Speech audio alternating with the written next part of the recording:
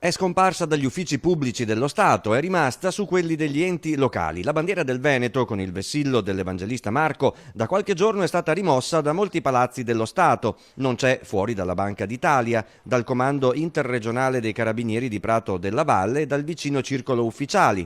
Curioso come a Palazzo Santo Stefano, sede di provincia e prefettura, c'è, ma solo sul lato esterno dell'ente locale, mentre i corridoi dell'ufficio del governo sono bardati del solo tricolore.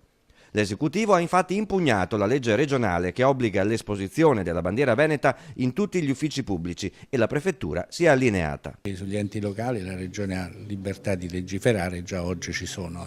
Quindi sugli uffici pubblici aspettiamo la sentenza che la Corte Costituzionale darà, l'esito che sarà all'impugnativa che il governo ha deciso di fare. In attesa della sentenza rileviamo il diverso comportamento di due scuole statali. Fuori dal liceo Tito Livio la bandiera c'è, fuori dal Fermi no. Insomma, sulla bandiera di San Marco è tutta una giostra.